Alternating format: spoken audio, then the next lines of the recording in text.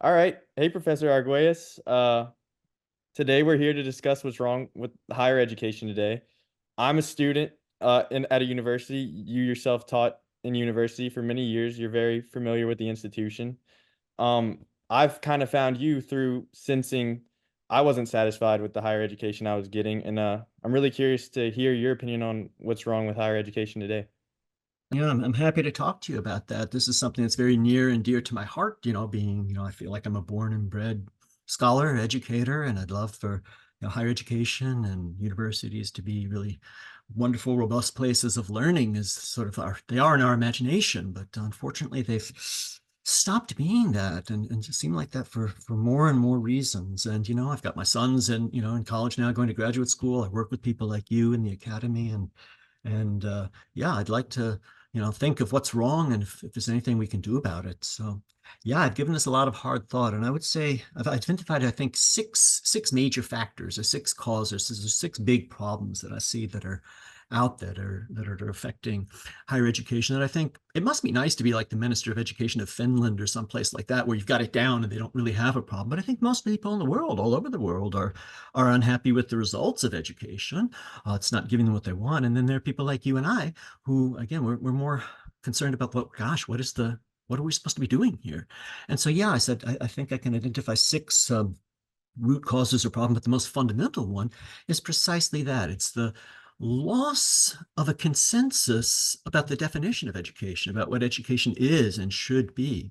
Um, what education was is today goes under the name of classical education because it goes back in its roots to classical Greco-Roman antiquity and up through the Enlightenment. So for 2,000, 2,500 years, I think there pretty much was a consensus on what education was. It wouldn't be articulated in the same fashion in all times and places, but I think it always would have to do, say, with it's focusing on on the individual self, the soul, the spirit inside, particularly a young person, but an unformed person, that in sort of an uneducated state that has not been fostered, has not been cultivated, it's kind of raw. And that if you cultivate this, if you give it erudition, if you give it knowledge and you give it guidance and virtues and understanding what tradition it comes from, then this self, this spirit, this soul becomes richer. And so it's focused on that. It's about helping the individual lead a good life, a fuller, richer life, know what right and wrong is, what virtues are, what traditions come from, and how knowledge is tied together. I think the consensus of education was always that it was very holistic in terms of many ways. I mean, holistic in terms of the individual, it's the soul, the mind, the body, the spirit, all of that goes together. So it's not just educating the mind, it was very much educating the soul, educating the spirit. Religion and education have always gone hand in hand in so many ways. Not just in Western civilization, Indian civilization, other places, the priestly caste and the educated caste are the same. I mean, education and religion, it's always been in the hands of, for the most part, of sort of a religious class, and particularly in Western civilization, in the hands of, of clergy, of church through most of the history. And so classical education is generally classical Christian education. So if you look at educational institutions that were formed in the time when this consensus was sort of universal, in most of their mottos, it's to form young gentlemen and for the glory of God. I mean, it doesn't leave the spirit out. It doesn't there was a lot of exercise too in these things too. So it was very holistic in terms of forming the self, the soul, the spirit, making it a richer, more sophisticated, more enlightened entity, and teaching it virtues. That sort of concept of virtues and vices and these sort of ideas aren't talked about as much as they were anymore. So I think that's sort of one of the problems here. But apart from, before I get off of that, one of the other things about being holistic, this sort of education was, again, I'm sure you've heard some of this classical education had the trivium and the quadrivium and different ways of inducing things, but there were no There were no sort of departments or faculties. Knowledge wasn't fragmented into I'm studying history or I'm studying literature or I'm studying this. The knowledge was seen as very holistic too. The independent sort of study of knowledge, the seeking to have an encyclopedic mind and not know everything under the sun, but know how all things are tied together, to see relationships between a microcosm and a macrocosm, and to understand how, yeah, how they sort of, yeah, how things fit together. So that sort of holistic consensus was really important. So, yeah, for holistic knowledge and for sort of forming the self, obviously, um, it's kind of interesting now. I mean, the kind of thing so important to me, and now I know to you too, that the humanities are precisely the most important field of study in the sort of classical education. They're the things, how do you read about these expressions of things? How do you read philosophy and history in the original? You have to learn the languages to read the texts, and and knowing about music and religion and literature and art. I mean, that's the kind of thing that enriches the self. That was what's really important in classical education. So that sort of formed a core part. And therefore, I think when we talk about the crisis in modern contemporary education, the humanities are particularly hard hit precisely because they were so important in this sort of older traditional classical consensus of what education is. And now they don't really play so much of a part. So yeah, what's happened to this consensus? I mean, this definition has not been forgotten. It's still out there. There's still schools, from private high schools and stuff through some colleges that really follow this definition, that have only sort of great books programs. It's a great part of reading the classics and the traditions. So there are some institutions that are still out there that have this. So this definition has not been forgotten. I think there are more institutions than that actively practice it, that particularly older institutions, as I mentioned, that were founded before the 18th century in Europe or even here in the States, that have a tradition of doing this kind of education, even if they've gotten away from it. That tradition is sort of in their roots, and they've still got it written into their charter and what they've done. And so places like this, I don't want to say lip service necessarily, implying that they do nothing, but they sort of try to accommodate it, try to keep this older definition and maybe add something to it, or do something more with it, or look at the sort of maybe make it as a core curriculum, and then have other fields of study or other definitions of what education should be. But yeah, so you have places where this definition is still in active use, places where it's sort of written into the charter and people talk about it and maybe believe in it, but maybe don't follow it so much, or follow it to lesser and lesser degrees, or even maybe come to a point when, yes, some people would, I say, pay lip service to it, and that they so maybe re rephrase the effects of studying the humanities, and they want the effects, what they call now soft skills. They want people who have critical thinking and things like this, and they say, oh, well, supposedly the humanities give these, so we'll use the humanities as tools to get these. But they're not really after the cultivation of the self. They want those now defined soft skills. So they're people that sort of use the humanities for that. So this older definition is sort of still, written around and sort of paid homage to. And there's a lot of buzzwords, like I just said, in terms of, critical thinking and, and independent thought, and that kind of thing comes out of this. And people still talk about the value of this, even if they don't sort of engage in an educational process that will foster that. So that's there. There are people, though, it's amazing in a way, like maybe not, that haven't heard of this definition of education, that don't know about it because it's sort of got eclipsed and they weren't educated and they haven't heard about it.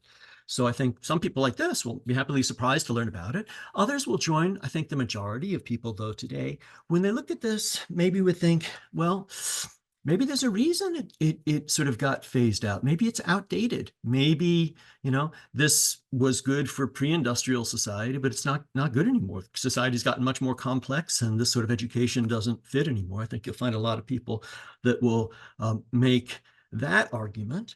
And then even going further, there are increasingly, to me, disturbingly large numbers of people that, if they just hear about this for the first time, or maybe now have already been actively opposed to this, who would look at this sort of definition of education and say, this is precisely the problem. This kind of education fosters the patriarchal oppressionist culture that, we're trying to get over and that we're against.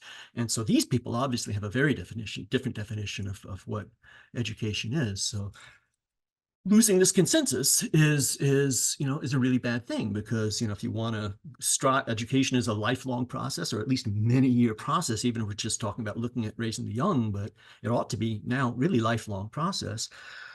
You're if you have everybody involved has a consensus on what you're striving for, you're kind of more likely to hit that goal than if people don't agree on what they're working towards, or actively disagree, or are confused about it.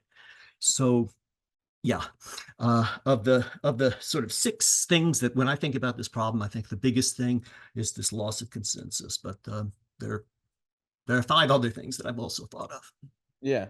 Well, listening to you talk about that loss of consensus, it kind of seems to me that there was like two strains of thought, like that could have possibly lost it. This loss of the concept of the soul, possibly, but also this extreme practicality after the Industrial Revolution. Those were Mhm. kind of the two themes I kind of heard you hitting on. What And I'm are going to hit more on them. Yeah. Yeah, what are those two things I just brought up Yeah, they involved? are. They are. They're both there. Yeah, those are the sort of the next two things I want to talk about. I think the true loss of consensus, the main thing driving it is mass education.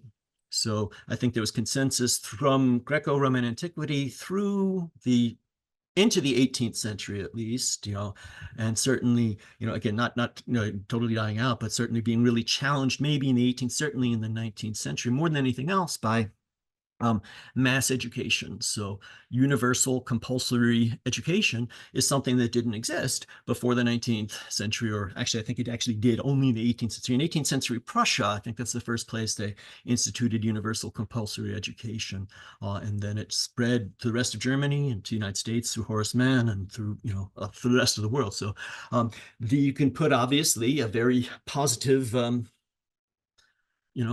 human rights spin on universal education. It's spreading the benefits of education to people hadn't had it before. I mean, that sounds really nice. That sounds really good. But and I don't doubt that people had that motive when they think about it. But I think the true fact of the matter, it's just a huge sociological change. This is precisely the same time when you had, in pre-industrial society, the majority of people lived in relative isolation and in small agricultural homesteads. And so they didn't really need to be educated. And if you wanted to educate them, it would be hard to sort of get them all in the same school. But when you get the majority of the population moving and living in big cities and working in factories and doing that, obviously it's a totally different situation. So I think that the sort of the sociological change that modernity and the Industrial Revolution, brings, again, leaving the land, moving to the cities, urbanization, population explosion, industrialization, all these kind of things just sort of come together to demand that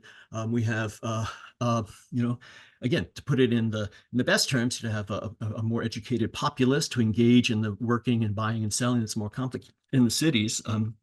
But I think it's always been true that there's been a big component of sort of molding people, rather than finding the raw individual and helping that individual sort of come out and emerge and become the fullest, best self it can be, which is, I think, the old days. It's like, well, Frederick the Great needed good soldiers. He wanted people who would obey. Modern societies need certain types of citizens. And so the goal of, I think, compulsory state education is more than, universal numeracy and literacy and send everybody to grade school, but it's more to, get the kind of citizens, give the sort of, uh, training in being the kind of citizen that your society wants. So, and that kind of training, again, for working, is job training, and that's really what it comes down to. That really what it came down to.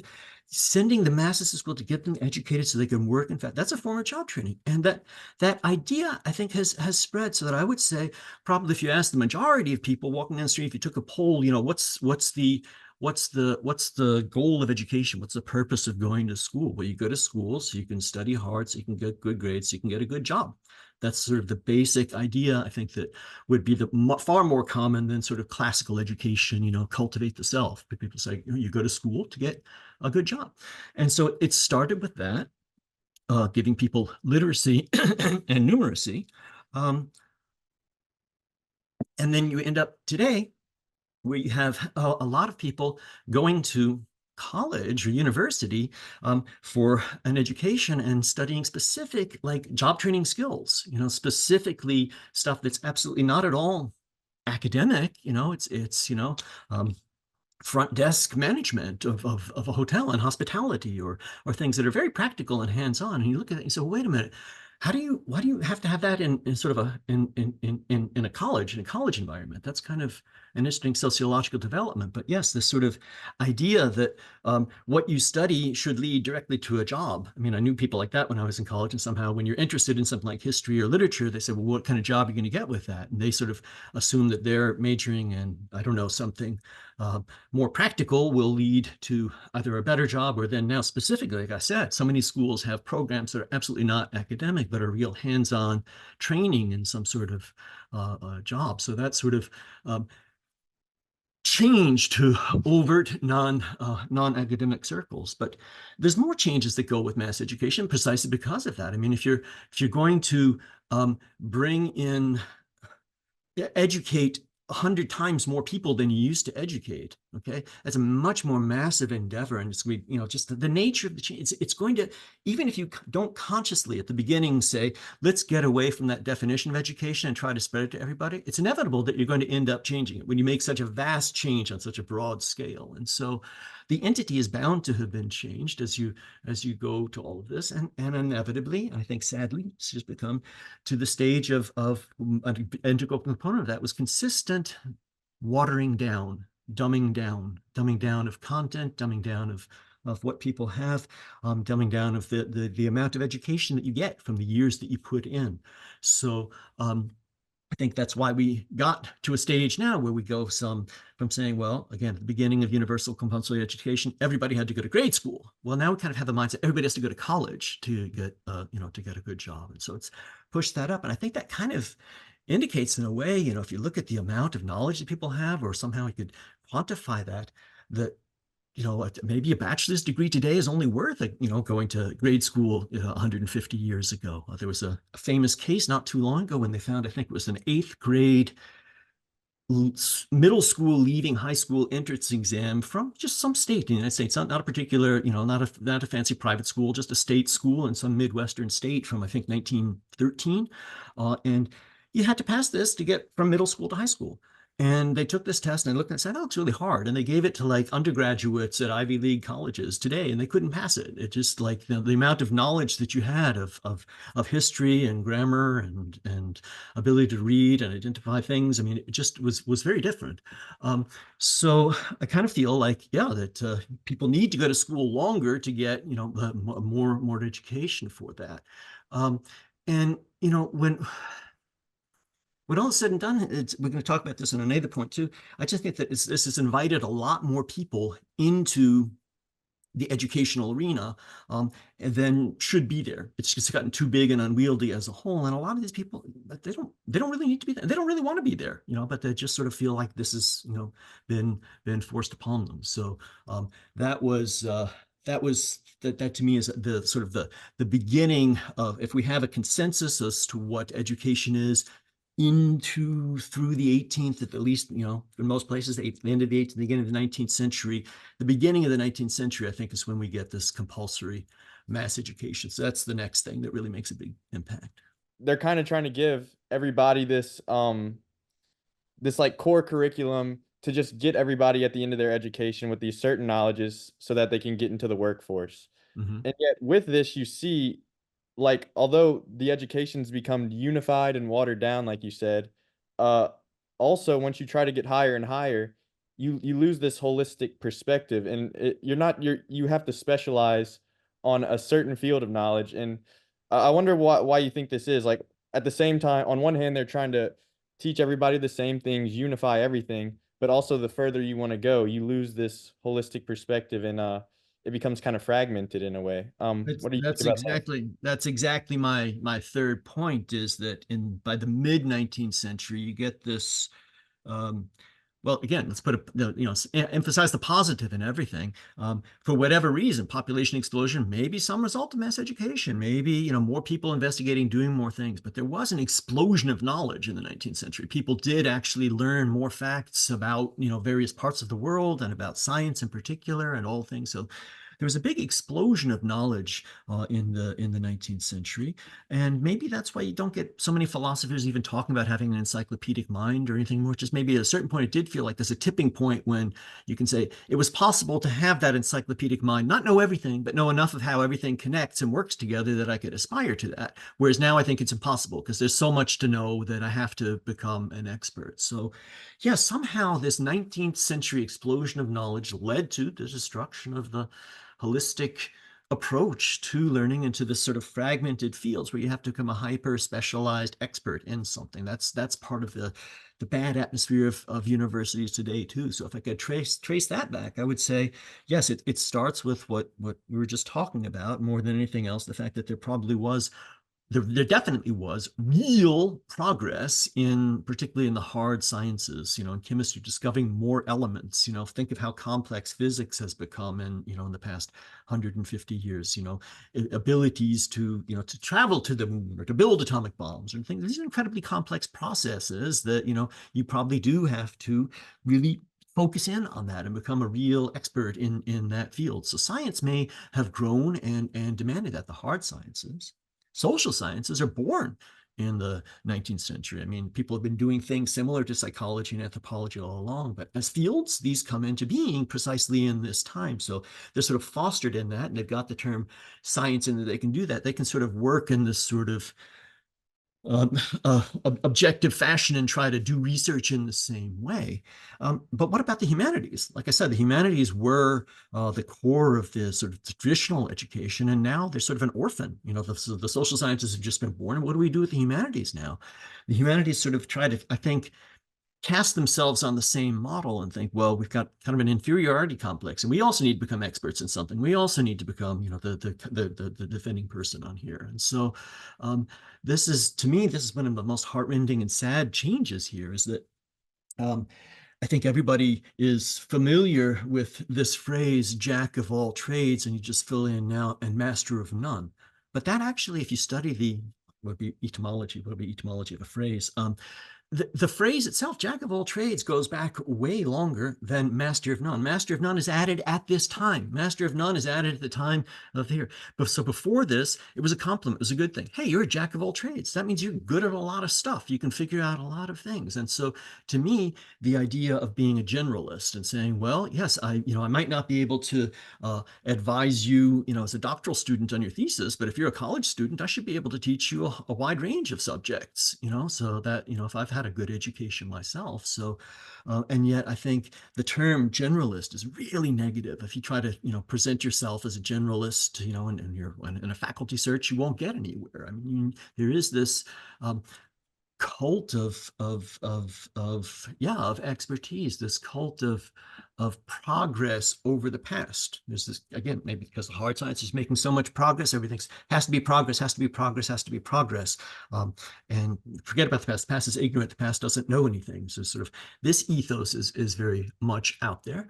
And that leads to, again, maybe with the discoveries of the hard sciences and maybe even the social sciences, humanities also want to have some sort of way of being the newest or the cutting edge theory.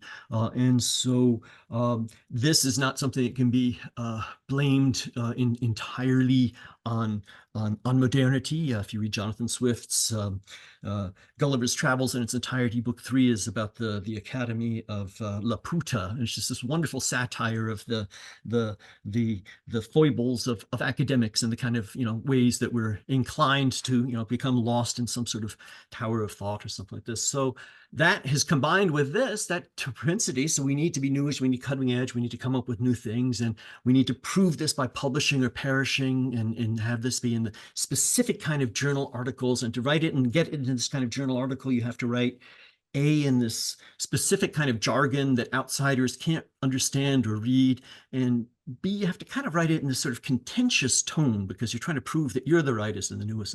This whole atmosphere just sort of came out of that. So this need to be an expert, this need to be yes, the expert or something is has just led to this incredible narrowness of focus. And again, maybe this is totally required in particle physics, but I don't think it can ever be required in any branch of the humanities where precisely that holistic, interweaving of stuff is there. But to to degrees that I couldn't, any illustration that I give is probably going to be insufficient to the degree to which so many academics are narrowly focused in some very, very narrow range of a narrow field. And that's, when you have that many people, again, with the mass education, so you have these huge institutions with lots of people like that, and nobody else really knows what they're doing. And so it's easy to kind of hide the fact that you're not really doing anything. You're playing with words. You're spinning things around and you're saying ideas, but it's kind of like, there's some things that I look at and say, man, this is the emperor's new clothes. This is they're nude here, and nobody's calling it out, but actually they're not really talking about anything. And so unfortunately, there's been the development of that. So along with the sort of the non-academic fields of study of that mass education brings in, even the humanities have sort of been fragmented into these hyper specialized sub directions where you become an expert in one thing and don't talk to people outside of it. So it's pretty disturbing. That makes me sad to think about that. Yeah. Yeah, I mean, I definitely get what you're saying. And I do think we could see a lot of problems coming about today because of nobody's talking to each other. Like it's just you need some people to, I think, come in and like unify this knowledge that's becoming so fragmented. And I also liked what you were saying about how like with the dawn of sciences, which do require a certain amount of expertise, the humanities were trying to play catch up in a way. And then you also see like social sciences, like you said, and psychology come about, which kind of make some subjects of the humanities sciences in a way. And then the humanities kind of lose their identity of sorts. And speaking of like the dawn of social sciences and things like this, I know you want to talk a little bit about how Marxism, a very common theme in social sciences, has Mhm. kind of infiltrated the education system and could be a problem. Yeah, definitely. So again, if I'm identifying point one being loss of consensus as to what education is, sort of at the beginning of the 19th century, end of the 18th, beginning of the 19th century, also beginning of the 19th century, you get the compulsory mass education. By mid 19th century, you start to get this fragmentation of knowledge and loss of a holistic perspective and growth of the science, social sciences. As you said, Karl Marx is a very important philosopher in social science, economics, things like this. And from him, you get a whole branch, though, of political philosophy that's led to revolutions and more sort of intellectual sort of revolution. It couldn't have been around before. Maybe there are other things involved with Marx, and maybe there are other aspects beyond Marxism, but these five or six elements that I'm identifying as being problematic for modern higher education, um, I was somehow blissfully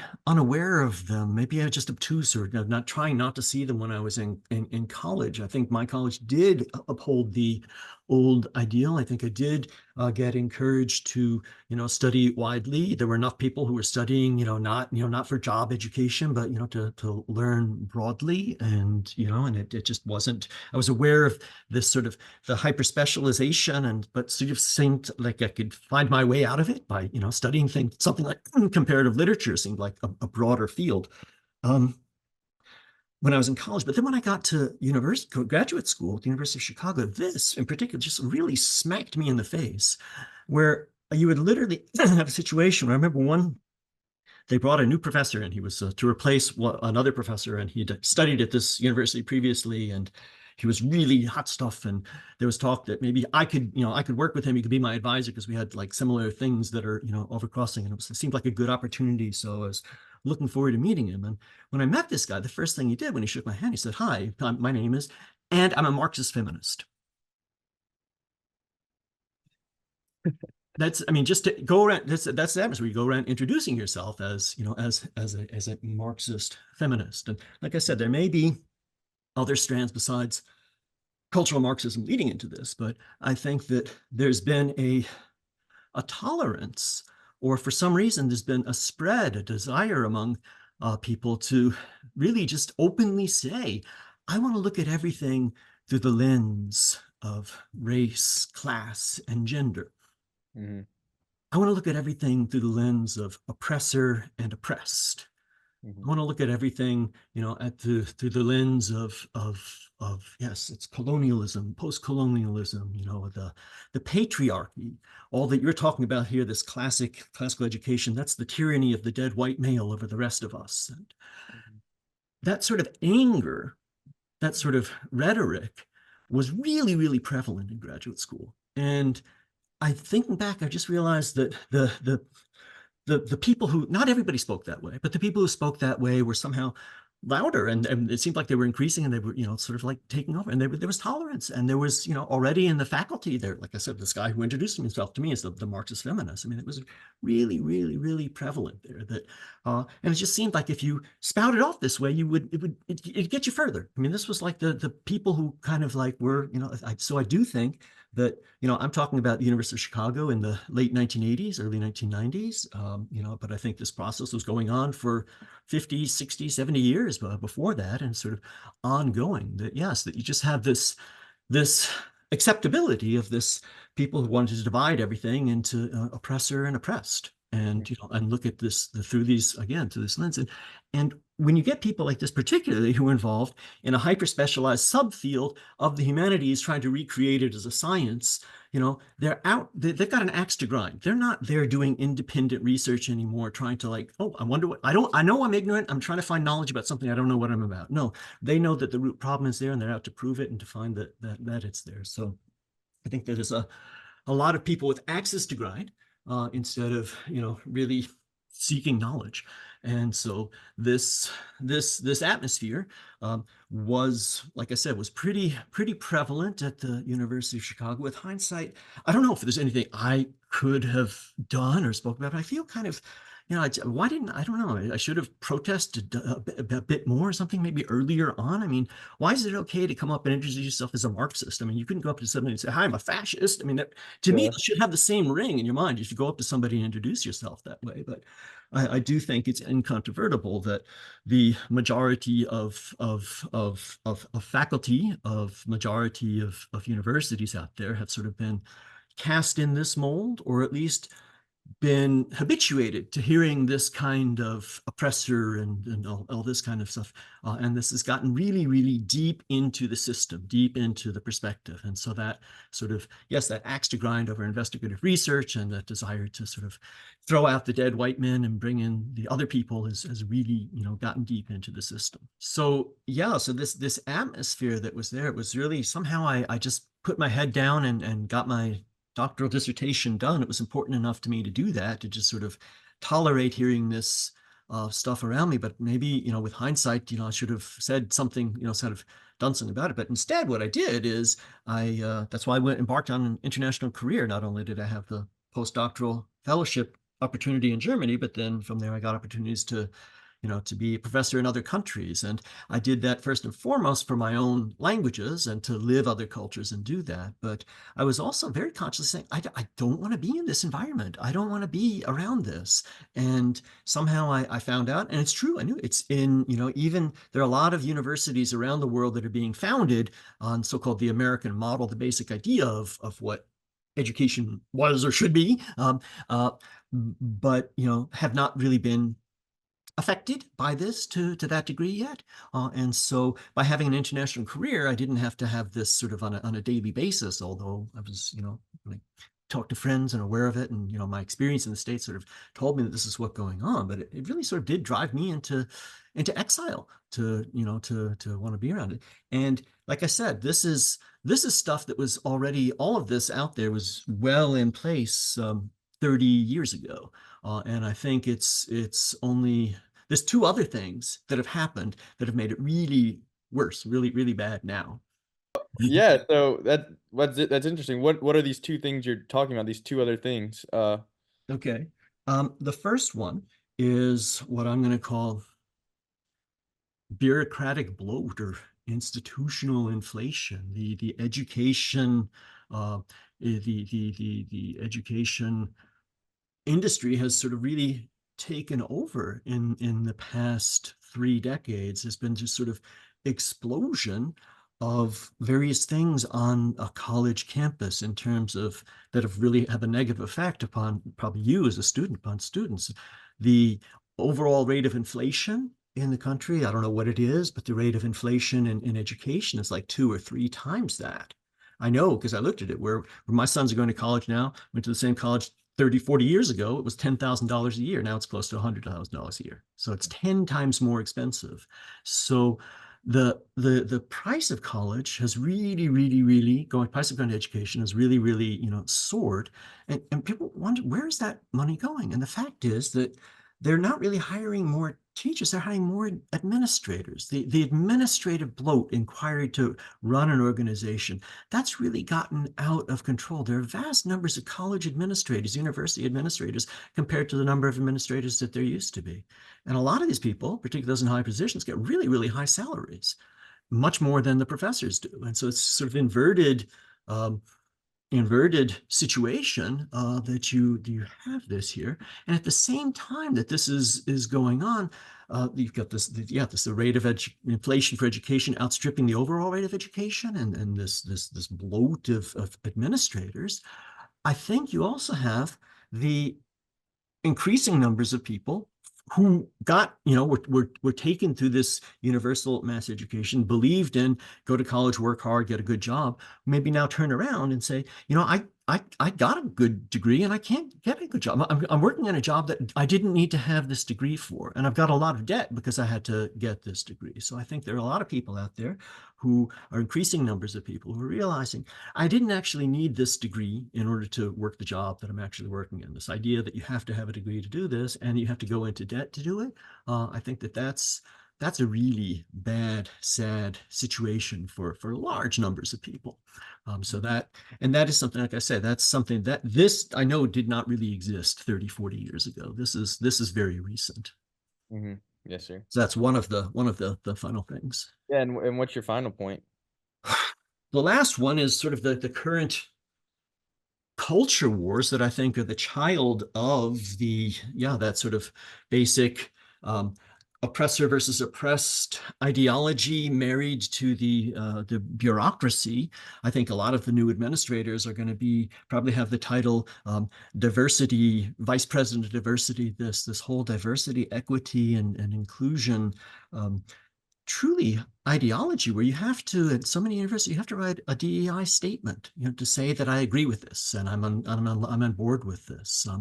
Again, just the description to anybody who doesn't know it of what it's like in the atmosphere on in so many campuses and classrooms and offices is Kafkaesque, Orwellian, beyond description, these inversions of all these bizarre things that we're witnessing these days in terms of cancel culture and safe spaces and all these controversies of free speech and free thought, the degree to which people feel like I truly think that's why I said, thinking back to my days there, maybe if I'd spoken up more, I feel kind of guilty, like I feel like we have lost free speech and free thought.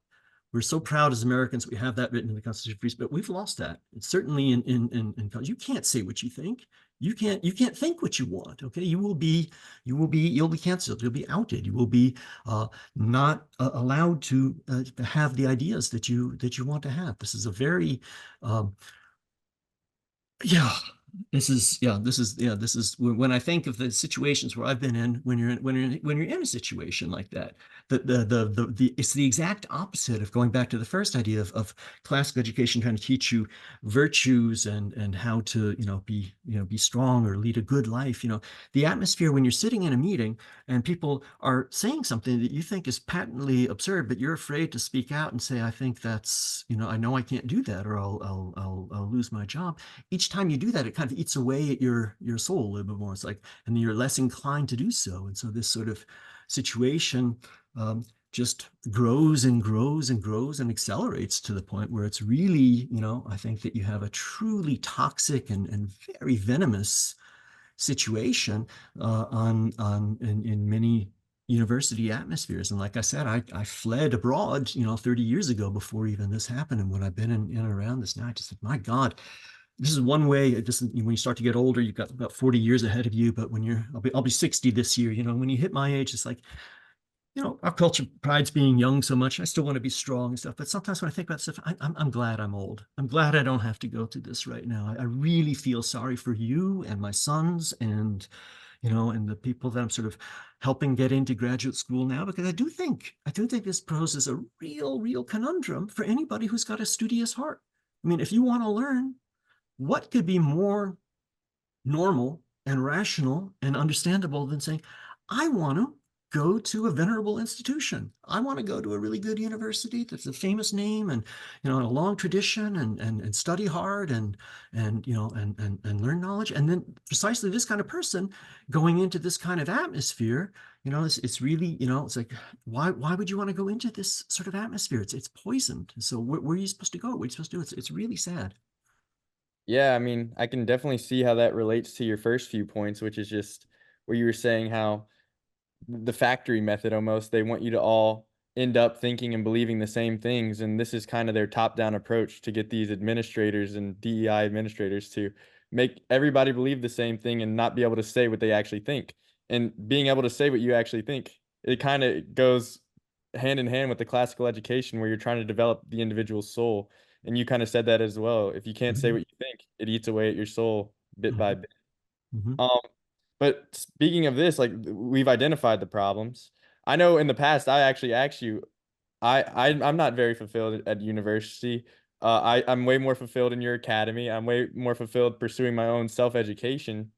Uh, should I give it up? And you actually answered no. You said this still carries a lot of weight in our culture, and if you have ambition, it could help. Blah blah blah blah blah. But what do you think now? Is there anything we could do about these problems? Do you recommend people go there? What are your thinking on this? What is your Yeah, thinking? yeah. Yeah, that's great. I mean, yeah, it really puts me in a conundrum. Like I say, I mean, I'm a born and bred professor. I'm a scholar. I would love nothing more than to be, um, in an old university in the old ways with, all the ideals that are out there. Just the idea of being, in Cambridge in 1920 and wearing a tweed jacket and smoking a pipe and talking with C.S. Lewis or something like that. I mean, that's just wonderful. I love that idea, going into the old libraries and studying. But the only thing I miss these days by not being in that environment more is truly the libraries, having access to, huge, vast libraries. But apart from that, although yes, I definitely you have to hold your nose and find the best place to do it. But yeah, I would encourage it still is important to have, higher degrees and go into that. But if we don't want to just say hold your nose and get through it and hope it gets better, Mhm. I it's I don't think there's any quick fix for this. I mean, it wasn't, we just described a 250 year process, that got this way. I hope it doesn't take 250 years to get better, but it might be a cycle. But honestly, I think that whether or not we want to or not, I think one thing we just have to do is let it implode. The Just the demographics. There have been too many schools, not enough, people, not enough young people now, and there's already too many schools. So I think it is going to implode in a certain degree, and I think we just have to look and say, well, yeah, in terms of restructuring society or something, if we don't, the people don't need to go to college to have this kind of job, and we don't need to have these kind of administrators, and we don't need to have these kind of non subjects being taught, and you just whittle all the chaff away. I think society will be the better for that. So I think that there's a lot of institutions, particularly more current ones that are going to fall away. And I think that's something we have to maybe let happen in order for something new and better to grow.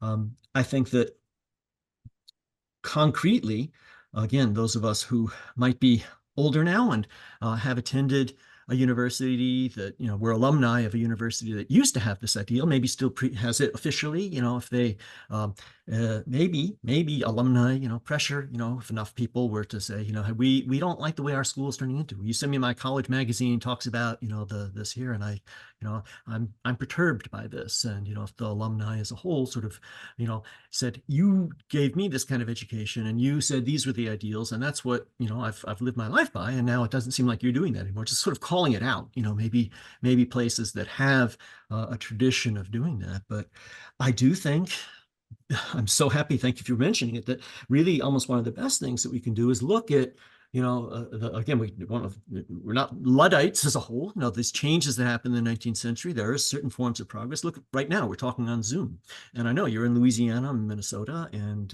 in the academy we have people from all over the world. So I think that it's possible now, and I'm doing it. What I'm doing, and you're helping me do, is kind of, I think, a new experiment, a new type of education.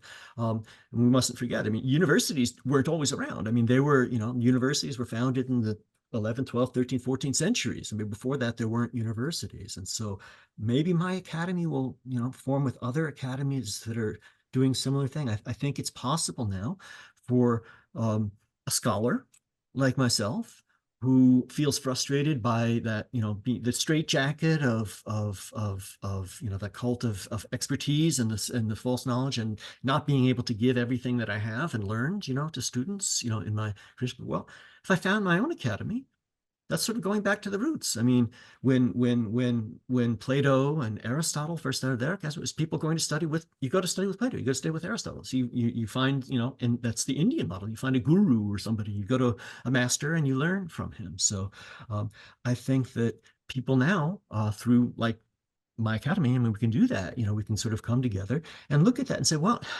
now we don't have to deal with any of this stuff that I just talked about. We can really just talk about, the read the great books and talk about these ideals of education. We can learn Latin for the sake of doing these things. So all the things that you're doing, Latin and Greek. And so I think that that's actually really important, because precisely one of the models of education was, it was always, okay, find the young person and mold them. Well, maybe there has been enough explosion of knowledge that we're a neotenous species. We need to stay young for longer, and we need to learn for a longer period of time. And one of those buzzwords is lifelong learning. And the idea of saying, well, I learned everything I needed by the time I was 20 or 22 or 25 and going, I mean, that's obviously fallacious. And I think that one of my strongest values is autodidactic learning, teaching yourself things, teaching yourself how to learn. And so if in an academy I can foster people in doing that, and say, well, yeah, look at some of these things like the Great Books projects, which these are decades long projects, and you're not finished with them. You don't, just sort of, if we could almost get out there as a model, that's something people are going to do. Yeah, just on a regular basis throughout my life, I'm going to feed my mind, 1 hour a week or 2 hours a week by continuous ongoing education, continuing to read, hard books and discuss them with other people. Mhm. So I think that, I would like to have, I'd like to see where this grows and grows. But I would be very curious if there was somebody like me out there who had a sort of an academy of maths and sciences. I mean, that's something I kind of sacrificed early on to become, so jack of all trades in the humanities, as I haven't had enough. And I had once or twice in my life sort of a mathematics for non-mathematicians course, and I found that really fascinating. So I would love to study in an academy like mine of math and sciences. And if more sort of, scholars could get out there and offer that, I think that would, universities could realize, hey, this is, a way that sort of extended education, and maybe, I don't know, band together, incorporate. There's all sorts of possibilities down the road, but I think getting some sort of academies like this as sort of as a recognized educational model or option that frees people from the need to be in a specific location in a specific degree program and only for a limited period of time, but rather to say, throughout my life, I've now found a community where I can continue to, live these, that ideal, the consensus of the earlier consensus of education sort of being to grab my spirit and my soul and foster it and enrich it. So I hope we're onto something there. Yeah, I do agree. I do agree. I do think as the education system implodes, as you said, and it becomes more watered down, there's going to be things like your academy popping up everywhere, being the keepers of the flame for the next generation, and I'm excited to see where it goes. Great. Great. Well, thank you. Thank you for asking me all these great questions. If I wanted to get this on my chest. Dude, I'm very glad to listen. Yeah.